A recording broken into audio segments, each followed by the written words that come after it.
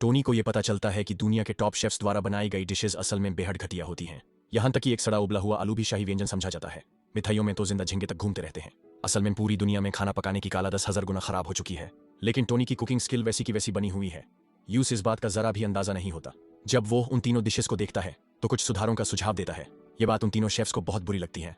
उन्हें लगता है कि टोनी खाना पकाने के बारे में कुछ नहीं जानता। अपनी काबिलियत साबित करने के लिए टोनी को खुद कुछ पकाना पड़ता है।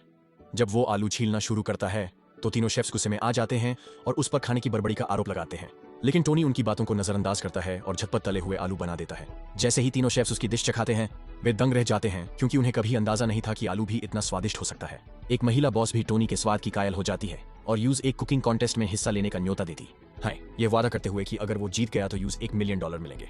इस प्रतियोगिता में अलग अलग रेस्टोरेंट्स के टॉप शेफ्स हिस्सा लेते हैं। हर प्रतियोगी को टोपी से एक पर्ची निकलनी होती है जिससे तय होता है कि कौन सी डिश बनानी है। हैरानी की बात यह होती है कि टोनी को सबसे कठिन डिश बनाने की पर्ची मिलती है और सबको लगता है कि उसका कोई चांस नहीं है। जैसे ही मुकाबला शुरू होता है सारे शेफ्स अपनी अपनी खासियत दिखाने लगते हैं। एक शेफ तो अपनी पूरी ताकत लगाकर एक विशाल हरे प्याज को घुमाता है।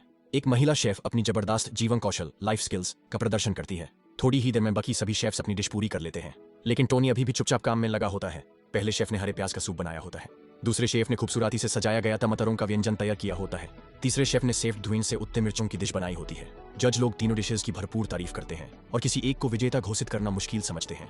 तभी आखिरी सेकंड में टोनी अपनी डिश तैयार कर लेता है, लेकिन कोई भी विश्वास नहीं करता कि वो अच्छा खाना बना सकता है। फिर एक जज उसके व्यंजन को हथौड़े से तोड़ने की तैयारी करता है।